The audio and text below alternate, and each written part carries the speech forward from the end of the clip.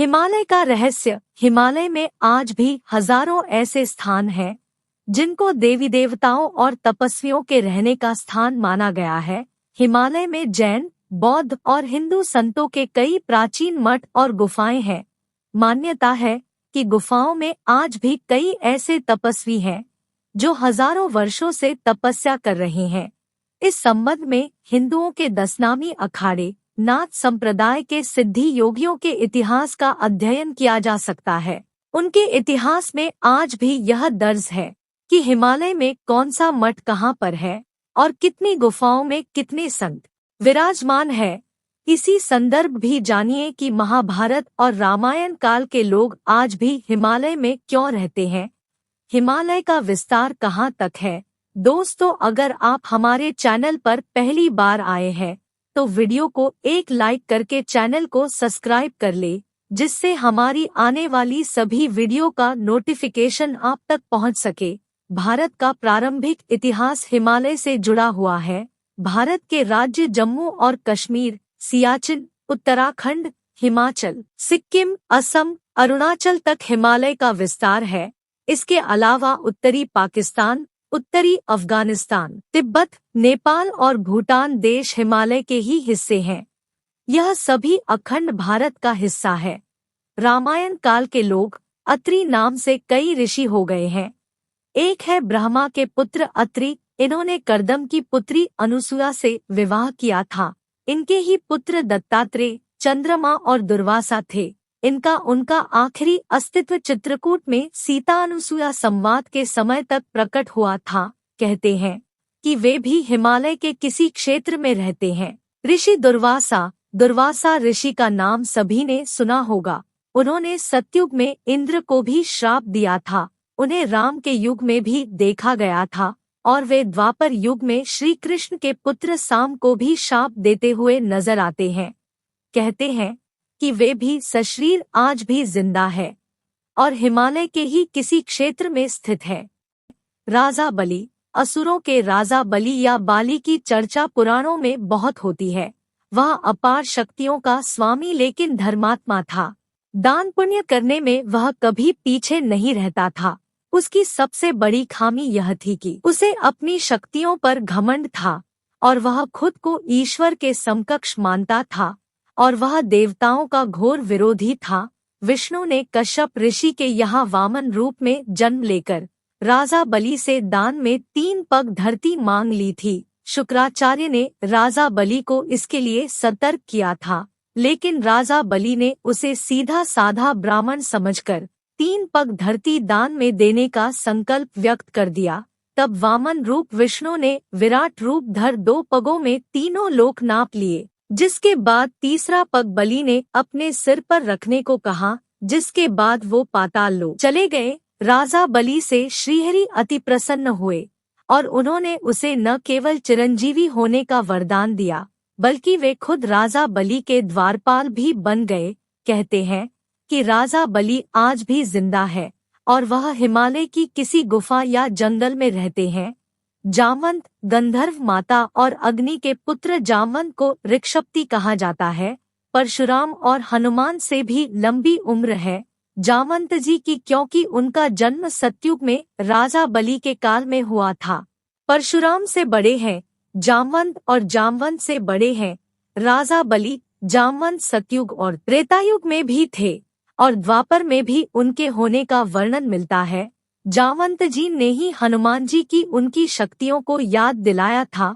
श्री कृष्ण की एक पत्नी जामवंत की पुत्री ही थी। जामवंत जी को चिरंजीवियों में शामिल किया गया है जो कलयुग के अंत तक रहेंगे। कहते हैं कि हिमालय की किसी गुफा में आज भी रहते हैं। परशुराम। भगवान विष्णु के 6ठे अवतार परशुराम कलिकाल के अंत तक सशरीर रहेंगे। परशुराम सतयुग में थे जब उन्होंने अपने फरसे से श्रीगणेश जी का एक दांत तोड़ दिया था। त्रेतायुग में भगवान राम द्वारा शिवजी का धनुष तोड़े जाने के समय वे आए थे और उन्होंने राम को आशीर्वाद दिया था। इसके बाद द्वापर युग में उन्होंने श्री कृष्ण को चक्र प्रदान किया था। कुछ लोग कहते हैं कि भगवान श्री हरि विष्णु जी के कलयुग में होने वाले कल की अवतार में भगवान को भगवान परशुराम जी द्वारा ही वेदांत की शिक्षा प्रदान की जाएगी। वे ही कल्कि को भगवान शिव की तपस्या करके उन्हें उनके दिव्यास्त्र को प्राप्त करने के लिए कहेंगे। भगवान परशुराम जी हनुमान जी विभीषण की भांति चिरंजीवी हैं तथा महेंद्र पर्वत पर निवास करते हैं। एक महेंद्र पर्वत हिमालय के क्षेत्र में है तो दूसरा कहते हैं कि महेंद्रगिरी पर्वत उड़ीसा के गजपति जिले के परालाखेमुंडी में मौजूद है। हनुमान जी को एक कल्प तक इस धरती पर रहने का वरदान मिला है, अर्थात कलिकाल के अंत के बाद भी। श्रीमद् भागवत पुराण अनुसार हनुमान जी कलयुग में गंधमादन पर्वत पर निवास करते हैं। गंधमादन पर्वत तो 3 है, पहला हिमवंत पर्वत के पास, दूसरा उड़ीसा में और तीसरा रामेश्वरम के पास। अज्ञातवास के समय हिमवंत पार करके पांडव गंधमादन के पास पहुँचे थे, जो हिमवंत पर्वत के पास था। इंद्रलोक में जाते समय अर्जुन को हिमवंत और गंधमादन को पार करते दिखाया गया है। मान्यता है कि हिमालय के कैलाश पर्वत के उत्तर में गंधमादन पर्वत स्थित है, दक्षिण में केदार पर्वत है, सुमेरु पर्वत की चारों दिशाओं में स्थित गजदन पर्वतों में से एक को उस काल में गंधमादन पर्वत कहा जाता था। आज यह क्षेत्र तिब्बत में है, यही कहीं हनुमान जी है। विभीषण, रावण के छोटे भाई विभीषण, जिन्होंने राम की नाम की महिमा जपकर अपने भाई के विरुद्ध लड़ाई में उनका साथ दिया और जीवन भर राम नाम जपते रहे।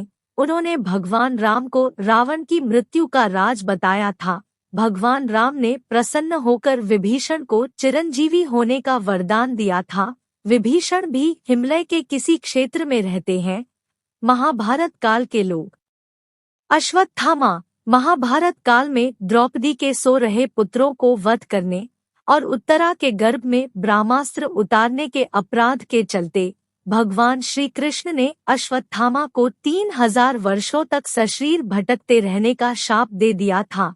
तब अश्वत्थामा ने ऋषि वेद व्यास जी से कहा था कि आप जहाँ रहेंगे मैं भी वहीं रहूंगा।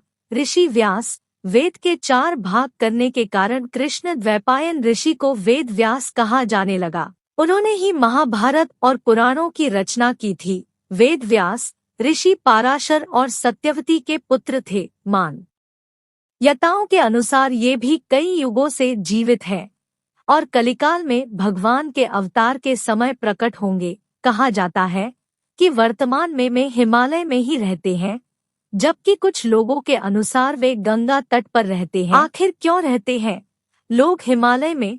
हिमालय क्षेत्र में प्रकृति के सैकड़ों चमत्कार देखने को मिलेंगे। एक ओर जहां सुंदर और अद्भुत झीलें हैं, तो वहीं दूसरी ओर हजारों फुट ऊंचे हिमखंड, हजारों किलोमीटर क्षेत्र में फैला हिमालय चमत्कारों की खान है। कहते हैं कि हिमालय की वादियों में रहने वालों को कभी दमा, टीबी, गठिया, संधिवात, कुष्ठ, चर्मरोग, आमवात, अस्थिरोग और नेत्र रोग जैसी बीमारी नहीं होती। प्राचीन काल में हिमालय में ही देवता रहते थे।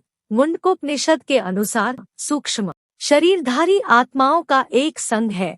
इनका केंद्र हिमालय की वादियों में उत्तराखंड में स्थित है। इसे देवात्मा हिमालय कहा जाता है। पुराणों के अनुसार प्राचीन काल में विवस्ता नदी के किनारे मानव की उत्पत्ति हुई थी। हनुमान जी हिमालय के एक क्षेत्र से ही संजीवनी का पर्वत उखाड़कर ले गए थे।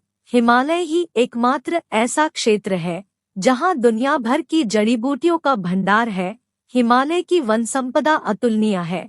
हिमालय में लाखों जड़ी बूटियां हैं, जिससे व्यक्ति के हर तरह के रोग को दूर ही नहीं किया जा सकता, बल्कि उसकी उम्र को दोगुना किया जा सकता है। मान्यता है कि कस्तूरी मृग और येती का निवास हिमालय में ही है। येती या यति एक विशालकाय हिम मानव है, जिसे देखे जाने की घटना का जिक्र हिमालय के स्थानीय निवासी करते आए हैं। येती आज भी एक रहस्य है। दोस्तों, अगर ये जानकारी आपको अच्छी लगी हो तो वीडियो को लाइक करके चैनल को सब्सक्राइब कर ले, जिससे हमारी आने वाली वीडियो का नोटिफिकेशन आप तक पहुंच सके। और कमेंट में हर हर महादेव जरूर लिखे। अंत तक देखने के लिए धन्यवाद।